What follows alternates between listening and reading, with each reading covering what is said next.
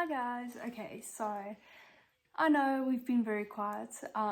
We have just been extremely busy the last 2 months at least, and we've been sick constantly. It's not a joke.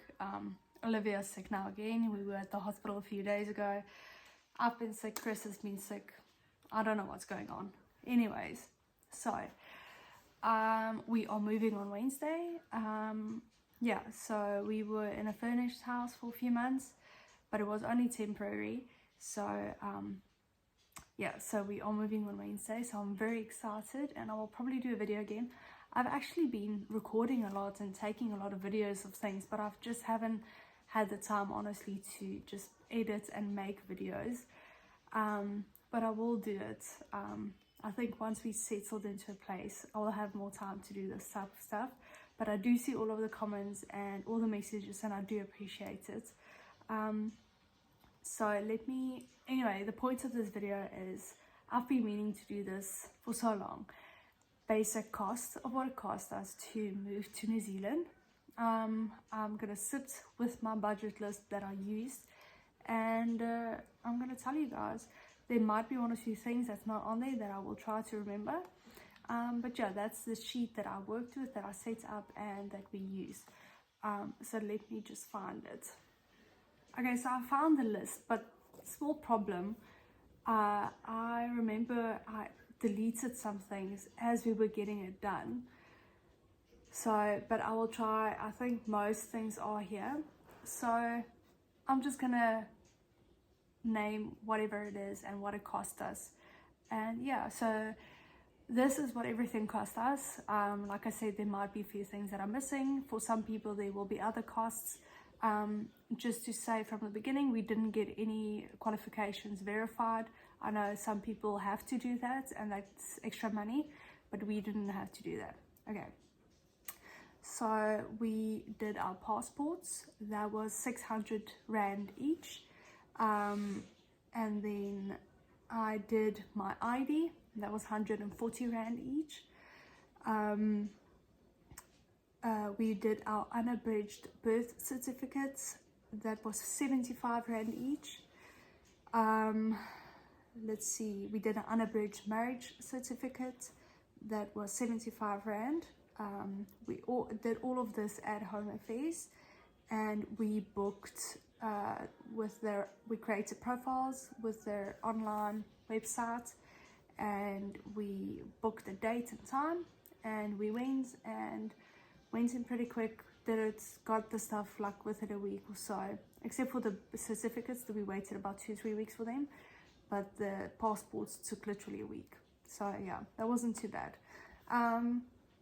We did our police clearances. We paid 235 Rand each. We didn't pay to get it expedited. So yeah, that was 235 Rand each. And then we used an immigration agent to do our visas for us. We didn't pay an agent to look for jobs and stuff like that, because that's usually a lot more money. We looked for jobs ourselves, and we just paid an agent. We used Eagle Migration, and they are based here in New Zealand, in Auckland. But yeah, we paid an agent just for the visas, and that fee at the time with the conversion rate was 13,769 Rand. But I think it was like $1,200. But yeah, it worked out to almost 14,000 Rand. And then Chris's visa, he is on a AEWV visa. It's an accredited employer visa. With the exchange rate at that time that we did it, and this was March 2023. His visa was 8,606 Rand, and my visa, I'm on an open work visa, partner work visa. Mine was 8,032 Rand. And Olivia, our daughter, she's on a visitor's visa. Her visa was 2,421 Rand. And we waited about 2 months for them, but we literally were part of a group that wasn't like in a week's time. And those submissions just took very long. There were people that submitted after us that got it like within 2 weeks. So we just was like an unlucky bunch. But yeah, we waited about 2 months for our visas. And our flights for all three of us was 40,000 Rand, 822. And I must say, we didn't book a seat for Olivia. She sat on our laps. Not that we didn't, like, it wasn't about the money, I would say. It was, we knew she wasn't going to sit in her own seat. She just started crawling. So we knew, and it was a good thing we didn't book a seat for her, because yeah, she was all over the place. And then just some things that we did do. It didn't cost us money, but just so you know that that might be things you need to do. Proof of relationship for visa reasons. You need to get proof of your relationship with you and your partner. So if you have a shared account, if you pay stuff together, any like documents you have with your address and both your details on it, and you can make a PDF file with your history, with Facebook screenshots and all of that, because just a few documents with your details and your address is not enough for them. So you can go on the immigration sites, on the Facebook immigration pages, and there's so much details, but you can start getting that together and creating that. Proof of relationship is really important. We booked our medicals. We did it through, I can't remember. You could go look at my first posted video. I can't remember what medical place we used. Anyway, we gave notice to the place we rented. Okay, Chris's medical exam was 3,535 Rand. We did it at Hatmed in Hatfield. Really great. They were really good. When we booked, we had to give all our passport details, so remember to renew your passports in time. And also a tip, there's people that come over and their visa, their passport has like 3 years left or something. Do yourself a favor, even if you have 5 years left on your passport, renew your passport and get it done so you have 10 years on it. Anyway, Chris's medical exam was 3,535 Rand. Mine was exactly the same, 3,535. Olivia's medical exam, she's just a toddler or baby, so it was 1,500 Rand for her. What it included was a full exam, so a GP just had a look, checked everything, eyes, aches, looked for moles on our body, and did just a normal exam. We did blood tests and x-rays, and Olivia only did a full exam. She didn't do x-rays or blood tests.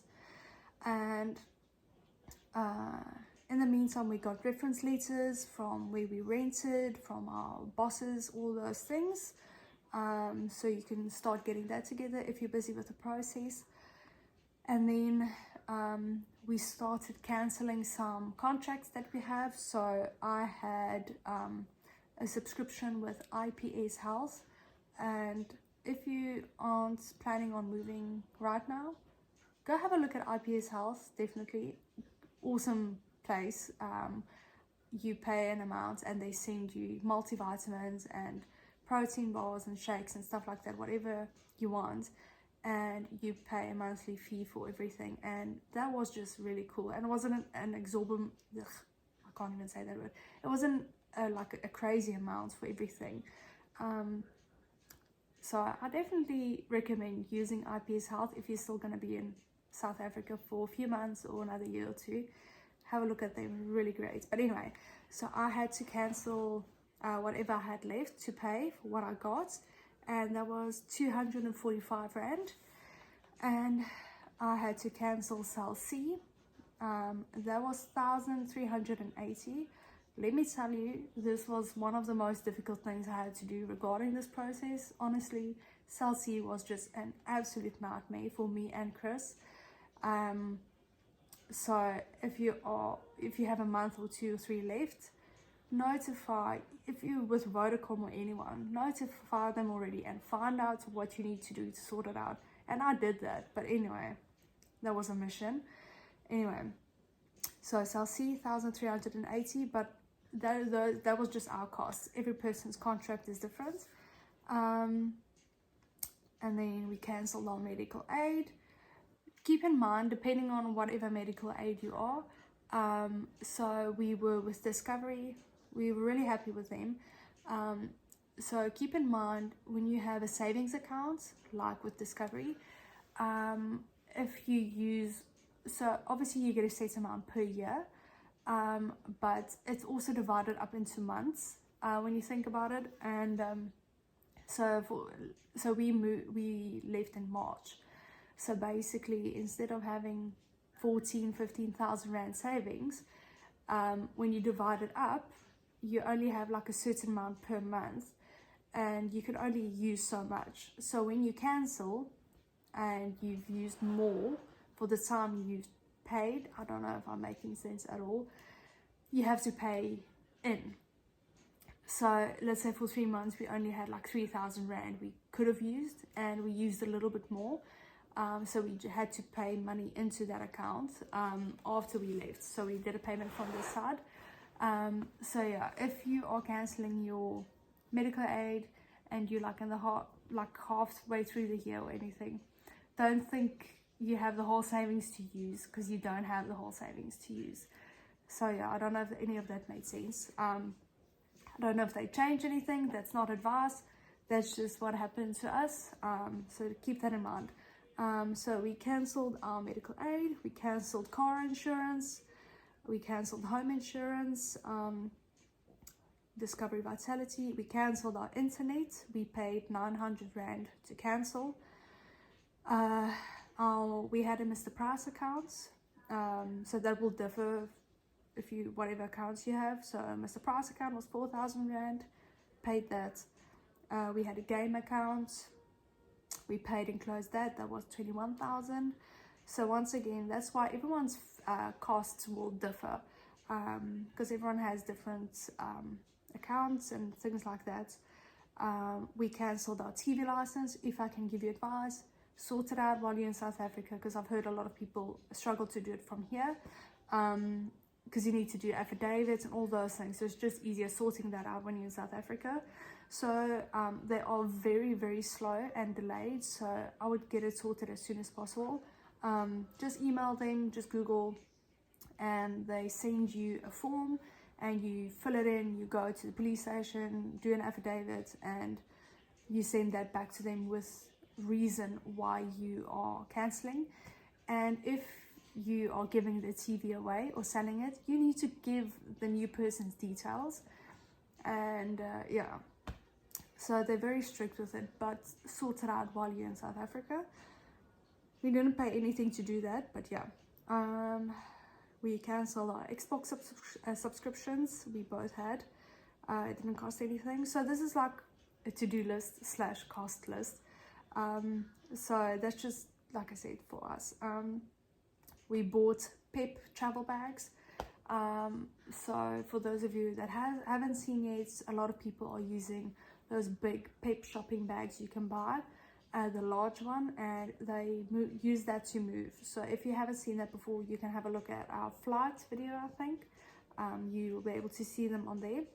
And we flew with Emirates, and they were totally accepted, and we're so happy we did that, because we folded them up, and now that we're moving again, we put everything, like we're using that to move again, and we put a lot of stuff in that as well. So they just fold up, where you have, instead of having like 6 suitcases lying around now, and suitcases are expensive. So we paid like 70 rand for one of those Pip bags. So yeah, anyway, so for 6 Pip bags we paid 370, I think 375.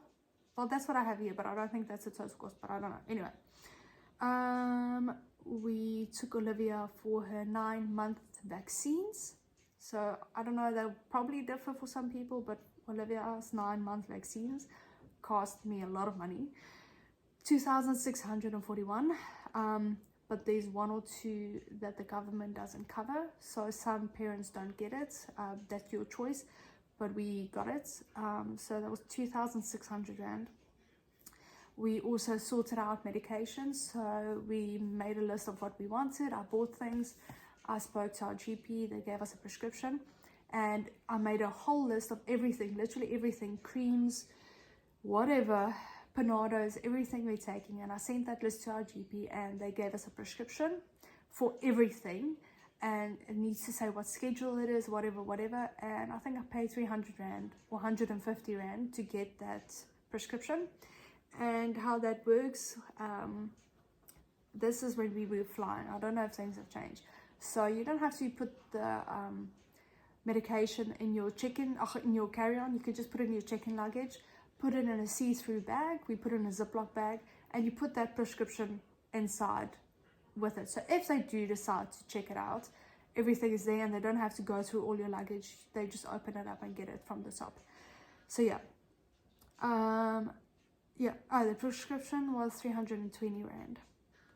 We washed all our shoes before going. We had hiking shoes and stuff like that, so they're very strict. So wash your shoes, make sure everything's clean, whatever you're taking. So what we also did, we went to Nedbank and we discussed with them saying we're going overseas, that we're moving abroad, and that we just got authorization and found out how it works to close the account from this side. And the other thing we also did that I would recommend doing is, if you're going to use your account just for a little while still, change your method of OTP to email and not SMS, because you're not going to be able to receive SMSs here. So when you're going to want to do online banking, that's going to kind of block you. So go into your bank, and whoever you're with, I don't know how it works with each bank, just tell them, listen, we're moving and I'm going to use my account for another month or so, maybe overseas, and change your method of OTP from SMS to email. That took us a while to sort out because they were a little bit confused, but that's something you guys probably should do. And then what we did, we opened a bank account with Bank of New Zealand here in New Zealand. So there's a few banks, but we chose BNZ, Bank of New Zealand. We filled in everything online, and it took about a week, 2 weeks to get a reply from them. But they opened an account for us. We just opened a joint account to start with. We're still using that because it's just easier. But yeah, we opened bank accounts, and then they give you all your details, and then you can transfer money. But you can only start using that account when you land and you actually go into the branch and you activate it and you get your cards. But yeah, so we did that. And on that note, we used Currency Partners, I think that could be the name. They were really great, fantastic. I think it is Currency Partners. We gave them a call and said, listen, we're moving, how do we do this? Because we want to transfer money, and through Nedbank it costs quite a lot of money to transfer funds. So I think our fee would have worked out like 3,000-4,000 Rand. So we called Currency Partners, and they said, okay, under I think $1 million or under a certain amount, you pay a 800 or 900 Rand fee, and that's it. So we went with them. We filled in all the documents they email you, and they open a I think it's Bitvest account for you. And then once that's set up, it takes like a day or so. You transfer the money you want to transfer into the Bitvest account, and it actually has like it works like a savings account basically. It has what is that word? Rente. Anyway, I can't, my Afrikaans is coming through here. Anyway, yeah, so while it's in the Bitvest account, then when you give them your New Zealand bank account details, and you tell them when you want to transfer. So we didn't do it immediately. We waited a bit to see the exchange rate and everything, but we did delay a bit. Don't wait 2 days before you fly or 3 days before you fly over. I would say do it at least a week before you go, and just leave a little bit of money. Leave your South African account open, sort it out so you can use it here. And so we transferred the money. We told them, okay, go ahead, transfer it. So they did the transfer for us. Very easy, straightforward. Yeah, and then we used Chris's Nedbank account. We left some money in it, and we used that when we were flying on the airports, and we got here the first day or so. And I think with Nedbank, when it's international, like I said, go to them, tell them you're going international, so they don't think it's fraud. So you can do international payments, whatever. But yeah, so I think for whatever you're paying for, it's like a 2% fee you pay for that, so it wasn't too bad. But yeah, it was really easy. You could even draw cash out of your Nedbank account from this side. So I don't know how it works with the other banks, but that's how it works with us. But yeah, then we went to the bank, we activated everything, and then got our cards. Once again, I don't know how it is with other banks here in New Zealand. Guys, sorry, I know this is like an overload of information, but everything's just coming and whatever. So take whatever you want. When we went to the Bank of New Zealand, we got cards, but here they call it FPOS, whatever. And it was a normal card, so I didn't notice that you can't use it online. It didn't have like the digits on the front and the CVV number at the back, and it didn't have like a chip so you can tap it. So that was just like a normal card. So once I realized, like after a day or two, I can't do online shopping, they said you have to actually request it. So when you guys go in to get your cards, ask them immediately for one of those cards, or two, whatever. So I had to wait like a week to get it. But yeah, so here they also call it Pay Wave, but it's basically just tapping. So yeah, anyway, let's see what else there is. Yeah, we used Currency Partner. It was 950 Rand, and that's all it cost us. We washed Olivia's pram and her carry carts. We did that properly. And Chris got his new bucky like literally 6 months, I think, before we went. So he sold it again, but there was an amount with the bank he had to settle, and that was 30,000 Rand. And I bought a carry-on suitcase that was 400 Rand. Yeah, and that's all I have on my list. I think there are things that I have obviously removed here, but that is what I have, and that total works out to 147,184 Rand. So almost 150,000 for just those things, and there were definitely a few other things, but I can't think of everything now. But those were the main things. So if you have questions about specific things, you can comment, and I will definitely try and respond. If not with the video, I'll comment back. Let me just see here if I can see anything else. Obviously there were other things we had to pay.